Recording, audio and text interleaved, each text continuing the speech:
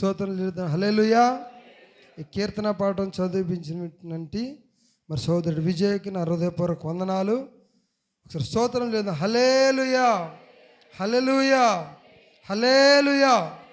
మరి గడిచిన కొన్ని వారాలుగా ఈ యొక్క 119వ కీర్తనని మరి మీతో పంచుకోవటానికి మరి దేవాతి దేవుడు గొప్ప భాగ్యాన్ని ఇచ్చున్నాడు. ఈ రోజుతో ఈ ఆధారంతో 119వ కీర్తన ఇది ఆఖరిది ఏదైతే ఉందో పుటము మరి మీతో పంచుకున్న భాగ్యం దేవుడు ఇచ్చున్నాడు. ఒకసారి మొదటి వచనం చదువుదాం. చూడండి. యెహోవా నా మొరని సన్నిధికి వచ్చునుగాక, నీ మాట చొప్పున నాకు వివేకం నిమ్ము. దేవునికి స్తోత్రం. హల్లెలూయా. ఇప్పుడు కీర్తనకారుడు ఏమని ప్రార్థిస్తున్నాడండి? అయ్యా, నేను మొరపెట్టేది అంటే నా ప్రార్థన నీ సన్నిధికి చేరునుగాక. దేవునికి స్తోత్రం. నేను చాలా గొప్ప ప్రార్థన. అయ్యా, మమ్మల్ని ఆశీర్వదించాలా, మమ్మల్ని దీవించాలా, మాకు విడుదల కలిగించాలా, మెండైన ఆశీర్వాదంతో నింపాలా, ఇటువంటి ఏమి కోరట్లేదు. ఏంటంటే ఫస్ట్ నా ప్రార్థన నీ సన్నిధికి వచ్చునుగాక. ఫస్ట్ మనం చెప్పేది ఏమవ్వాలి? అక్కడికి రీచ్ అవ్వాలి, ప్రభు సన్నిధికి చేరాలి. ఆయన సన్నిధికి చేరకుండా నువ్వు ఎంత ప్రార్థన చేసినా, ఎన్ని కోరికలు కోరినా అవన్నీ కూడా శూన్యమే, వ్యర్థమే. అందుకే చాలా స్పష్టంగా ఏమంటున్నాడు? అయ్యా, నా మొర నీ సన్నిధికి వచ్చునుగాక. అంటే మనం మొర పెట్టేది ఫస్ట్ దేవాది దేవుడు వింటున్నాడా లేదా అది మనం తెలుసుకోవాలి. ఇప్పుడు ప్రభు మన ప్రార్థన వినాలంటే మనం ఏం చేయాలి? ఇప్పుడు ఆయన కట్టడలను వాటినన్నిటినీ కూడా మనం ఏం చేయాలంటే ఆయన కట్టడలను ఆయన ఏదైతే నీ కోసం నా కోసం పెట్టాడో ఆయన ఆజ్ఞలన్నిటినీ పాటించాలి. ఎప్పుడైతే పాటిస్తామో అప్పుడు చాలా ధైర్యంగా ఉంటాడు. ప్రభువా, ఫస్ట్ నా మాటని ఎవరన్నా వచ్చి సలహా ఇస్తున్నారని ఫస్ట్ నా మాటని అంటే మనం ఏమంటాం? ఫస్ట్ ఏం చెప్పేదినండి, ఫస్ట్ ఏం చెప్పేదండి. ఏదైనా ఆర్గ్యుమెంట్ జరిగినప్పుడు, నీ వైపు తప్పు ఉన్నప్పుడు, నీ వైపు తప్పు లేనప్పుడు, ఎవరో చెప్పారని చెప్పి మనం ఎవరో వచ్చి తిడుతుంటే ఫస్ట్ నేను చెప్పేదేనండి, నేను చెప్పేది అంటామా లేదండి? ఫస్ట్ మనం ఆర్గ్యుమెంట్ తెలియజేసే కీర్తనకారుడు ఏమంటాడు? ప్రభువా, ఫస్ట్ ఏం చేయాలంట? నా మొర నీ సన్నిధికి వచ్చునుగాక. దేవునికి స్తోత్రం. అయితే చివరికి నేను ఏం చెప్తున్నాడంటే తన ప్రార్థన మొత్తం ఆయన సన్నిధికి వెళ్ళాలని చెప్పి ఇప్పుడు నీ మాట చొప్పున నాకు వివేకమిమ్ము. ఫస్ట్ ఆయన సన్నిధికి చేరాలంటే మరి మనకేం కావాలి? కొంచెం వివేకం కావాలి ఫస్ట్. ఇప్పుడు కొంతమంది సరే నువ్వు అసలు ఏం మాట్లాడుతావు అర్థమవుతుందా? అసలు నువ్వేం చదువుకున్నావు? ఎందుకంటే చదువుకున్న వాళ్ళు మాట తీరు ఒక వేరే విధంగా ఉంటుంది. చదువుకోకుండా డైలీ పనులకి వెళ్ళేవారు, లేకపోతే వ్యవసాయ పనులు చేసేవారంటే చదువుకున్నవాడు ఒక రీతిగా మాట్లాడతారు, చదువుకోకుండా మామూలుగా ఉండే పబ్లిక్, అది మన అందరికీ తెలిసిందే. అయితే ప్రభు సన్నిధిలో ఉన్నప్పుడు నువ్వేం ఆశించాలంటే, అయ్యా, నీ మాట చొప్పున నాకేం కావాలంట? వివేకం కావాలి. ఇదే లేదు దేవుని సన్నిధిలో. మనందరికీ కూడా వస్తున్నాం, మనకు కావాల్సినట్టు నువ్వు కూర్చున్నాం, పాటలు పాడుతాం, ఆరాధన చేస్తున్నాం, మరి కానుకలు అన్నప్పుడు మనం ఇవ్వగలిగిన వారు ఇస్తున్నాం. కానీ ప్రభువా, నా ప్రార్థన ఆలకించు ప్రభు అని చెప్పి ప్రార్థన చేస్తున్నామా? ప్రభువా, నా మొరణ ఆలకించని ప్రార్థన చేస్తున్నామా? అయ్యా, నాకు ఇన్ని శోధనలు వచ్చాయి, ఇవన్నీ తట్టుకుంటా కావాల్సిన వివేచనని, జ్ఞానాన్ని, అసలు ఈ శోధన ఎందుకు వచ్చిందో, ఈ పరీక్ష ఎందుకు వచ్చిందో, ఈ కీడు నాకే ఎందుకు జరుగుతుందో, నా కుటుంబంలో ఎందుకే తెగులుచ్చిందని చెప్పి ఒక్కసారి ఆలోచించుకుని వివేచన మనకు అడుగుదామా? అది పరీక్ష. ఫస్ట్ ఒక సమస్య వచ్చినప్పుడు డాక్టర్ గారి దగ్గరికి వెళ్ళారని ఏమనుకుంటారు? కమాన్, నీకు జ్వరం వచ్చిందా, పారాసెటమాల్ వేసుకో, డోలో 6 డేస్కి ఇంజక్షన్ చేయి, అలాగ అన్నాడంటే అసలు డాక్టరే కాదు. ఫస్ట్ ఏమైనా వాళ్ళు ఏమడుగుతారు?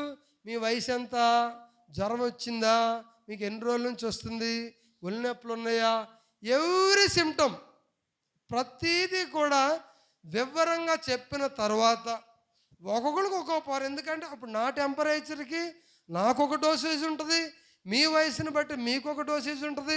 చిన్నపిల్లాడు 3 సంవత్సరాలకి పారాసెటమాల్ 650 డోలో వేస్తారా ఎవరన్నా? ఎవరి డోసేజ్ వాళ్ళకే. అందుకని ఏమిటంటే ప్రభువా అసలు సమస్య ఎక్కడ వచ్చింది మనకి, అసలు ఏంటి సమస్య, దాన్ని తెలుసుకునే వివేచన మనం తెలుసుకున్నట్లయితే, ఫస్ట్ నీకు అనారోగ్యం వచ్చినప్పుడు, నీకు విపరీతంగా కడుపు నొప్పి వచ్చినప్పుడు డాక్టర్ గారి దగ్గరికి వెళ్ళినప్పుడు ఆయన ఏమంటారు, నువ్వు ఏం తిన్నావమ్మా అంటే ఫస్ట్ నీ సమస్య నీకు తెలియాలి. ఇప్పుడు నీకు ఒక శ్రమ వచ్చినప్పుడు, నీకు శోధన వచ్చినప్పుడు నువ్వు పరీక్షించుకోవాలి. మనం అందరూ ఆత్మీయులం కాబట్టి, కొన్ని సంవత్సరాల నుంచి దేవుని మందిరానికి వస్తున్నాం కాబట్టి, మనం ఫస్ట్ ఆఫ్ ఆల్ ఆలోచించవలసింది ఏంటంటే, నాకు శ్రమ వచ్చింది, నేను దేవాది దేవునికి నాకు మధ్య నేను దేవుని సన్నిధిలో తప్పు చేశానా, నేను ఆయన సన్నిధి నుంచి అంటే నువ్వు ఆధ్యాత్మిక కోణంలో నువ్వు ఆలోచించాలి. నీ వైపు ఏ తప్పు లేదు నీ 100% తెలిసినప్పుడు, ఓకే నన్ను దేవుడు పరీక్షించబోతున్నాడు. హల్లెలూయా. మరి యోబు ఏం చేశాడు ఆ దినమున, దినము ఏ తప్పు నిరంతరం దాన బలులు అన్నీ ఇచ్చినప్పటికీ కూడా, మరి దేవాది దేవుడు సాతానికి పర్మిషన్ ఇవ్వడం వల్ల సాతాను వచ్చి మరి యోబుని అనేకమైన శ్రమల పాలు ఇబ్బందులు చేసినప్పటికీ రెట్టింపు గంత వచ్చినట్లుగా చూస్తుంటాం. ఒకసారి చూడండి, యాకోబు రాసిన పత్రిక 1వ అధ్యాయం 5వ వచనం చదువుదాం.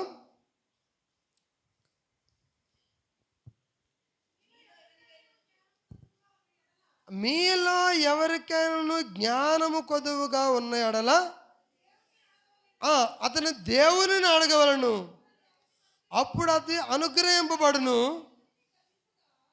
ఓకే అండి. అంటే మనకి జ్ఞానం కొద్దువై ఉన్న ఎడల మనం ఏం చేయాలంట, దేవుణ్ణి అడగాలి. మరి ఈరోజు మనకి జ్ఞానం లేదని చిన్నపిల్లలకి అన్ని ఏం చేస్తారు, పీడియాష్యూర్ లేకపోతే కాంప్లాన్, దీనికోసం జూనియర్ హార్లిక్స్, మీ పిల్లలు ఎదుగుదలకు చాలా మంచిది, బ్రెయిన్ బాగా ఎదుగుతుంది, మైండ్ షార్ప్. అంటే ఈ లోకములో నువ్వు ఎన్ని తిన్నా ఎన్ని తాగినా ఎన్ని సప్లిమెంటరీ డైట్ నువ్వు తీసుకున్నప్పటికీ కూడా నీకు జ్ఞానం ఉందా, నువ్వు ఎవరిని అడగాలంట, దేవాది దేవుని స్తోత్రం. హల్లెలూయా. అంటే మనకున్న పుస్తకాల నుంచి ఒక జ్ఞానం వస్తుంది. ఇప్పుడు నీకున్న అనుభవాన్ని బట్టి ఒక జ్ఞానం వస్తుంది. కానీ ఇక్కడ యోబుగా ఇక్కడున్న అంటే ఈ రాసిన యాకోబు పత్రికలో చాలా స్పష్టంగా ఏమంటాడు, ఇదిగో మీలో ఎవరికైనా జ్ఞానం కొద్దువే అన్నాడు. అతను పంచభాక్షరే ఒకటి ఉంటుంది కదా, మీరు అది పొద్దున్నే 1 స్పూన్ తాగాలి, పొద్దున్న 1 స్పూన్ తినాలని చెప్పారా? నువ్వు ఎవరిని అడగాలంట, దేవుణ్ణి అడగాల. ఇప్పుడు కొంతమంది చూడండి, చిన్న కాలేజీ చిన్న స్కూల్లో చదువుకోవడం వాళ్ళు మెరిట్ స్టేట్ 1, 2, 3 ర్యాంకులో కూర్చుంటారు. కొంతమంది టాప్ కాలేజీలో చదివినా కూడా ఎవరు జ్ఞానం ఇస్తున్నారంటే దేవాది దేవుడే జ్ఞానం ఇస్తున్నాడు. హల్లెలూయా. అక్కడ 170 వచనం చదువుతాం చూడండి అండి సార్. 119 కీర్తన 170 వచనం, నా విన్నపము నీ సన్నిధికి చేరనిమ్ము, నీవిచ్చిన మాట చొప్పున. దేవుని స్తోత్రం. ఆయన ఏం చేశాడంటే, అసలు ఏం ప్రార్థన చేస్తున్నాడు, ప్రభువా నువ్వు నాకు మాట ఇచ్చావు కదయ్యా, నువ్వు నాకు వాగ్దానం చేసావు కదా, ఎప్పుడు December 31న ఇదిగో నేను ఆశీర్వదిస్తాను, నేనే ఇదిగో నువ్వు మేలుకరమైన దీవెనలు ఇస్తాను, నేను దీవిస్తాను, అన్ని మాట ఇచ్చావు కదయ్యా ప్రభువా, కాబట్టి నీవిచ్చిన మాట చొప్పున. అంటే ఈయన సొంతంగా ఏమీ కోరుకోవట్లేదు. ఏమంటున్నాడు, నాకు ఇలా చేయాలని ఉంది ప్రభువా, నేను తట్టుకోలేకపోతున్నా ప్రభు అన్నాడా? ప్రభువా నువ్వు నాకు మాట ఇచ్చావు కదయ్యా, ఆ మాట చొప్పున నన్ను ఏం చేయాలంట, విడిపింపు అను. అది ఎలాంటి మాట ఇచ్చాడని చదువుతాను చూడండి. ఒకసారి యెషయా గ్రంథం 43:3, యెషయా గ్రంథం 43వ అధ్యాయం 3వ వచనం చదువుదాం. యెహోవానగు నేను నీకు దేవుడను, ఇజ్రాయేలు పరిశుద్ధ దేవుడైన నేను నిన్ను రక్షించువాడను, నీ ప్రాణరక్షణ రయముగా ఐగుప్తునిచ్చు. అయితే ఏమంటున్నాడు, ఇజ్రాయేలు దేవుడైన నేను, పరిశుద్ధ దేవుడైన నేను నిన్ను రక్షించువాడనని చెప్పి దేవుడు ఆనాడు మాట ఇచ్చాడు. మనకి చాలా వాగ్దానాలు బైబిల్ గ్రంథంలో ఉంటాయి, చాలా ఉంటాయి. కానీ మనం ఏం చేస్తాం, వీటిని పట్టుకోం.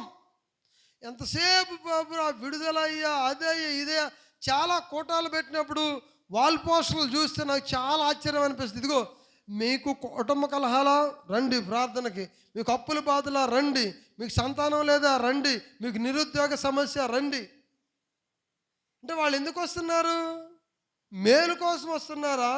మొన్న ఆత్మ రక్షింపబడాలి, నిజమైన దేవుడు యేసు ప్రభువే, నేను ఆయన కట్టడల్లా ఉండాలి, ఈ లోకంలో అందరూ వేసు, నేను రక్షింపబడాలి, నిజమైన సువార్త కోసం వస్తున్నారా? బెనిఫిట్ పొందాలని వచ్చిన వాళ్ళు ఏం చేస్తారు? వాళ్ళకి కావాల్సిన బెనిఫిట్ పొందిన తర్వాత మీ ఇంటికి కూడా రారు. ఇప్పుడు నీ దగ్గర ఒకళ్ళు 10,000 అప్పు తీసుకున్నారు అనుకోండి, ఫర్ సపోజ్ నేనే మీ దగ్గర 10,000 అప్పు తీసుకున్నాను అనుకోండి. అప్పు తీర్చేంత వరకు ఎప్పుడు పిలిచినా మీ ఇంటికి వస్తా. మనం అప్పు తీర్చిన తర్వాత ఫోన్ చేస్తే అంటే ఖాళీ లేదన్నా.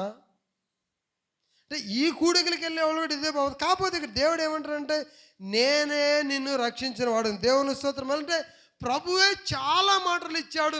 నిన్ను స్వస్థపరిచేవాను నేనే, నీ కొట్లలో ధాన్యం సమృద్ధిగా ఉండును, నీ పిల్లల ఆశ, చాలా మాటలు, చాలా వాగ్దానాలు ఉన్నాయి కదండి. వాగ్దానాలు పట్టుకుని ప్రార్థన చేయాలి. ఏమంటున్నాడు? అయ్యా నీవిచ్చిన మాట చొప్పున నన్ను విడిపింపు అని చెప్తున్నాడు. ఆ కింద 75వ వచనం చదువుతాం, 119వ కీర్తన 75వ వచనం చదువుతాం చూడండి. నీవు నన్ను బ్రతికింపుము, నేను నిన్ను స్తుతించేదను. హల్లెలూయా.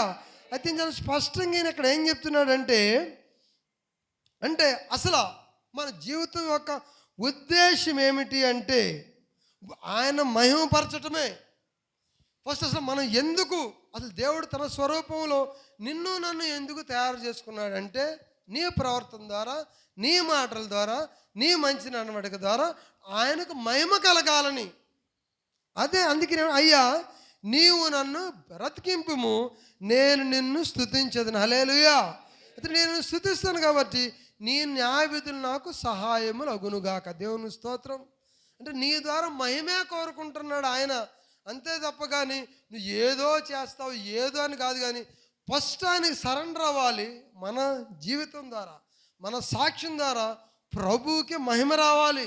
మన పిల్లలు ఫస్ట్ ర్యాంక్ వచ్చి ఒక మంచి స్టేట్ పోస్ట్, డిస్ట్రిక్ట్ పోస్ట్ వచ్చారనుకోండి, ఏమంటారు పక్కన వాళ్ళు? ఈ అబ్బాయిని ఎక్కడో చూశాను కానీ వీళ్ళ నాన్నగారి పేరేంటి, వీళ్ళు ఎవరి పిల్లవాడు అని అడుగుతారు. అంటే ఈ శరీరముగా, భౌతికంగా మనకు పుట్టిన పిల్లల ద్వారా మనకు ఘనత వచ్చినప్పుడు మనం ఆనందిస్తే, మన తన స్వరూపములోనే ఎప్పుడో నీకు ఆయన ప్రాణాన్ని పోసి, అంటే జీవాన్ని పోసి నిన్ను తన స్వరూపంలో చేసిన దేవుడు మనందరి ద్వారా ఏం చేయాలనుకుంటున్నాడంటాను? మహిమ పొందాలని ఆశపడుతున్నాడు. దేవుని స్తోత్రం. 176వ వచనం చదువుతాం చూడండి.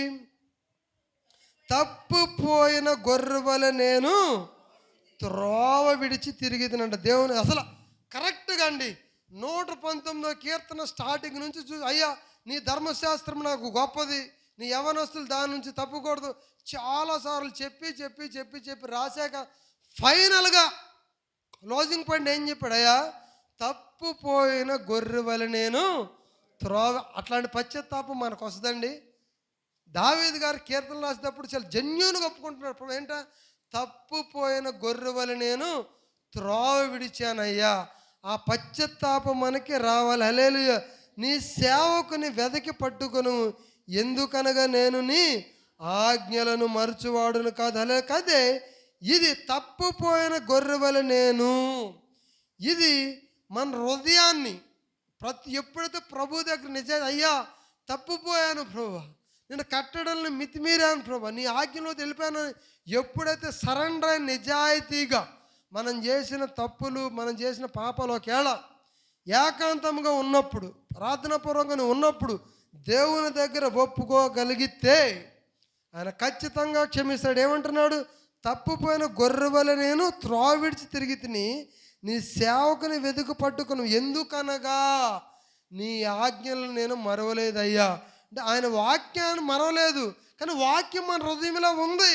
కానీ ఈ లోకంలో మనం చేసే పనిని బట్టి, మన స్నేహితులను బట్టి, మనకు ఉన్నటువంటి వర్క్ ఎన్విరాన్మెంట్ కొన్ని సందర్భాల్లో బైబిల్ని ఆచరించి బైబిల్ ప్రకారం జీవించడం కొన్ని సందర్భాల్లో కుదరకపోవచ్చు. కానీ నీకు నువ్వు పరీక్షించుకోవాలి. ప్రభువా నేను మార్గములన్నీ తప్పిపోయాను ప్రభు, దయచేసి నన్ను క్షమించు, నీ ఇష్టమైన పాత్రకమల్ని వాడుకో. హల్లెలూయా.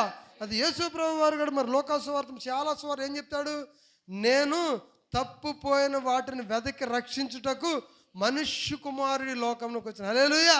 అంటే నువ్వు తప్పుపోయావని చెప్పి దేవాదేవునికి తెలుసు, తప్పుపోతున్నావు అని చెప్పి కీర్తనకారుడు తెలుసు. కాబట్టి వీళ్ళు ఎంతమంది ప్రవక్తలు పంపినా, ఎంతమందిని న్యాయాధి పంపినా, ఎంతమందిని రాజుకులు నియమించినా, యాజకులు నియమించినా, వీళ్ళు తప్పుపోతూనే ఉన్నారు. కాబట్టి వీళ్ళు పాపం నుంచి వీళ్ళు నడవడికని ప్రవర్తన సరిచేయాలి అంటే ఈ లోకంలో ఎవరి తరము కాదు, కేవలం దేవాది దేవుడే యేసుక్రీస్తుగా నరరూపధారి మన దగ్గరకు వచ్చి మనిషి కుమారుడు ఏం చేశాడు? నీ కోసం నా కోసం కలవరలో తను త్యాగం చేశాడు. తప్పుపోయిన గొర్రె మనం ఎప్పుడైతే ఒప్పుకుంటామో మళ్ళీ ఆయన దగ్గరకు తీసుకొని తన ఆజ్ఞల్లో తన మార్గంలో నడిపించడానికి నీకు ఆయన చాలా వాగ్దానాలు ఇచ్చాడు, చాలా మాటలు ఇచ్చాడు. అవన్నీ నెరవేర్చడానికి సిద్ధంగా ఉన్నాడు. అటువంటి గొప్ప భాగ్యాన్ని దేవాది దేవుడు నీకు నాకు మనందరికి అనుగ్రహించును గాక. ఆమేన్. దేవునికి స్తోత్రం చెల్లిద్దాం. హల్లెలూయా.